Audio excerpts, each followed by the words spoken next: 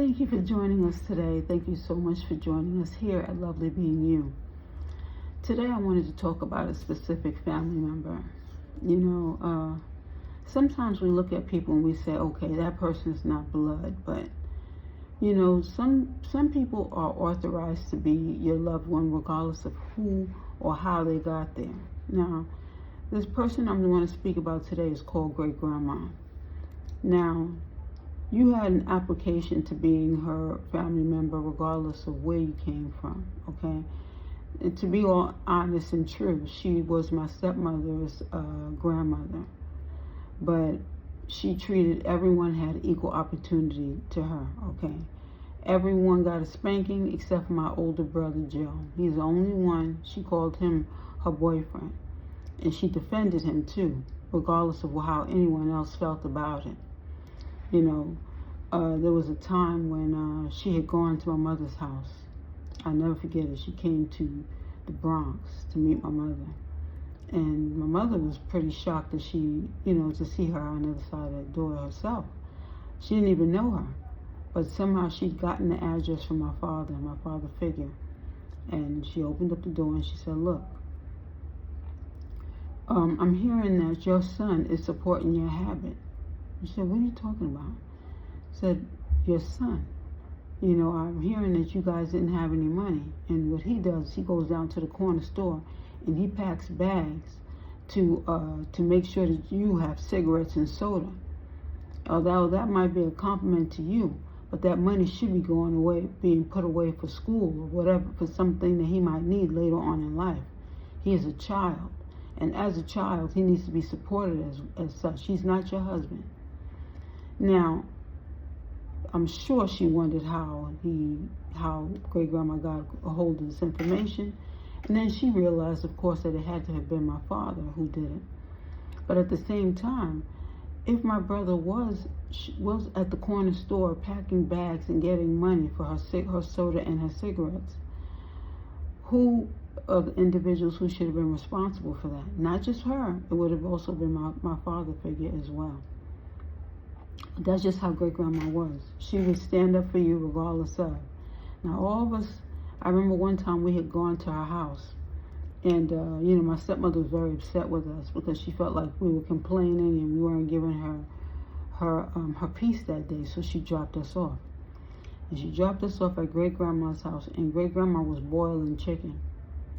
And we had asked to get some Chinese food. Nobody wanted that boiled chicken. So Great Grandma came out of that kitchen with her apron on and she sat us all down. She said, look, let me tell you something. Y'all want Chinese food. Do you know if that Chinese restaurant, if the owner washes his hands? Do you know that he probably scratches his behind and fixes your food and doesn't even wash his hands? She was really upset that day. But I have to honestly say that although we did not want that boiled chicken, we at least did know where that chicken was coming from. We at least knew that she definitely washed her hands and she prepared that chicken with love. Now I'm not even really eating meat, but I understand the value of what it was that she was saying back then. You see, a lot of people don't have the elderly to teach them things nowadays. A lot of people they might be being raised by their grandparents, and maybe their grandparents are younger and they don't have the same lessons, they don't have the same growth. So those of us who do have it need to pass it on, That's the importance of having your older relatives, because you learn so much from them. There's great wisdom that we receive from them. We were small children, well, not that small. I think I was about 10 when she came into my life. Was I 10? No, it was much younger, because I remember getting a spanking for my birthday because she and my father were having a meeting on my birthday. My father said he was going to take me to my birthday party, and we ended up staying there that night, and my birthday party didn't happen because they had such a long-winded conversation that we didn't end up leaving until late at night. And because I was interrupting them with their conversation and asking about my birthday party, I ended up getting a spanking that night. Now, here's the thing. One thing I have to honestly say about Great Grandma is she would definitely she planted seeds. She'd say, lay down with dogs, wake up with fleas. And we were children. We didn't even understand what she was saying, but we understood. We heard those words. So there were seeds being planted, because by her telling us those things and later on interacting and personal dating and getting to see who you were dating, you say, okay, watch out who it is that you spend your time with, because if you spend your time with the wrong person, you might find yourself in a bad situation. And you pick up these different things. Now I remember one time she baked these cookies. These are oatmeal raisin cookies, and she put them in a tin. Now the tin was supposed to keep the cookies nice and, I guess, fresh. But some of those cookies didn't get home, because I remember my younger brother throwing those cookies out, hitting people in the head while we were driving by with those cookies. Those were some dangerous cookies, because those cookies were hard. I don't think that was the best batch we got that year. But under no uncertain terms could we ever say that great-grandma did not love you. She loved everybody she came in contact with. Even on the bus, there was a kid, she used to tell us these stories. We used to be so mad. She used to say, there was a kid on the bus and was misbehaving, and I spanked him and gave him back to his mother. And we were like, whoa, like, how could she do that? They didn't do anything to you? The same story she shared with me, I shared with my classroom with students once. And I remember the girls were furious.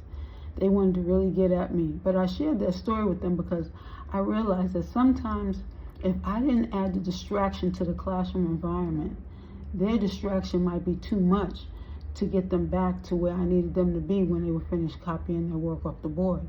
Because although they were copying work off the board, they were doing their talking. And sometimes if it was too big of a distraction, I'd have to work extra hard to get them back focused on the work.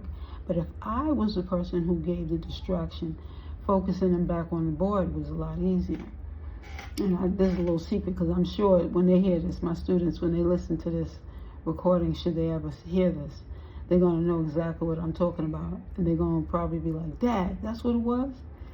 Because, sometimes I would share stories with them. And, that great-grandma story, I made it sound like it was me who was taking the child and giving them back to their parent. But it was really a great-grandma story. So that's just a little side passageway. It's one of those you had to be there to understand in some cases. But what I'm really talking about here is how the elderly contribute so much to our lives.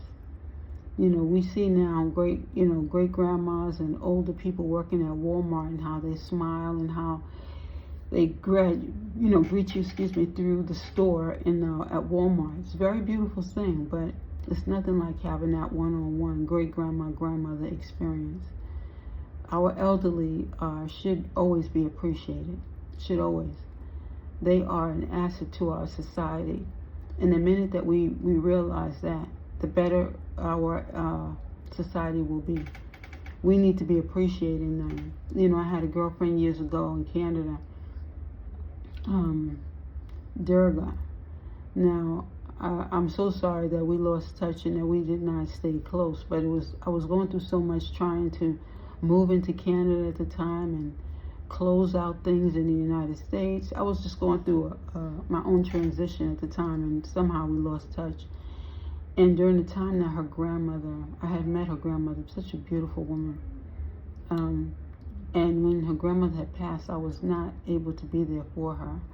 And I really felt guilty about that as well, because she was really a great friend of mine. And her grandmother lived at a place where she had her own apartment, but she had a person who was a live-in, and the person would be there as her personal assistant, making sure she had everything that she needed and wanted, go into the movies, going to get her hair done. And in Canada, I noticed that the senior citizens are treated so much better. They have a situation set up like that, where they have a person who stays there and makes sure that they're okay, and almost becomes their best friend. Where the family cannot step in, those people step in. It would really be nice if the United States had systems in place such as that one. That way our elderly people could be taken care of, and they don't have to worry about begging to go places or begging to have the things that they really should have. They paved the way for the younger population. They helped so much to create a better world for us, so that we should be able to give back to them. So shout out to Durga on that one, because I learned a great deal about Canada, and I learned a great deal from she and her grandmother. May her spirit rest in peace. You know, in life, we're going to be greeted with so many different experiences, so many different friends. But one thing I have to say, if you have an older friend and they are as sweet and as kind as a lot of our elderly people are, and to be able to have that person to lean on or to gain advice from them, that great wisdom that they hold is such a great gift, you know. I'm shouting out to great grandma, to Gam, to Aunt Neat, to Aunt Barbara, to all the older women who have been in our lives and have taught us so much. You know, my Aunt Neat and my Aunt Barbara, I can honestly say I had a childhood when we used to go visit them. Like, they really treated me as a child and allowed me to be free to run through the cornfields, to sleep in the hammock outside, and to just, you know, they would pick me up and put me in bed, and I would wonder how I got into bed the next day, because I know that I fell asleep in that hammock while it was raining outside. They were always afraid I was going to catch a cold while we visited, because I was just so free. I ran through the field and laid in the apple orchards with no shoes on, and just my shorts and my little outfits, and I really enjoyed the way that they woke me up in the morning, and how their country hospitality made me feel as though I was special, because I never felt the way that I was able to feel in their presence. Aunt Neat and Aunt Barbara, I didn't even know they were mother and daughter at one point in time. I thought that they were, I don't know what I thought they were, but I definitely didn't think that they were mother and daughter, that they were just so close, so loving. These were two relatives that I came upon who were actually, again, my stepmother's cousins, I believe, or aunt and cousin. And they, again, when I say they made me feel so special, they would, they woke me up for my birthday one time. I never forget, and said, "Hey, you know what today is? It's your birthday. What kind of cake do you want?" And they allowed me to help make my own birthday cake.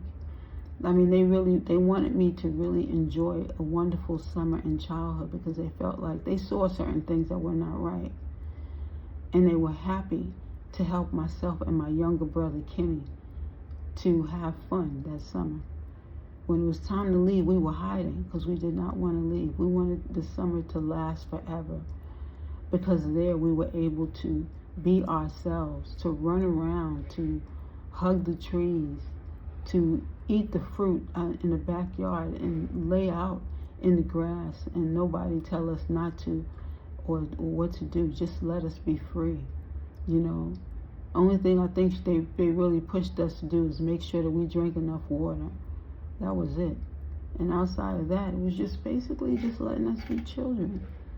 I hope that the children of today are allowed and are able to have a childhood, because that's part of the process. When you're able to have a great childhood, when you go and move into your adulthood, you have those cherished moments, and you have those memories to share.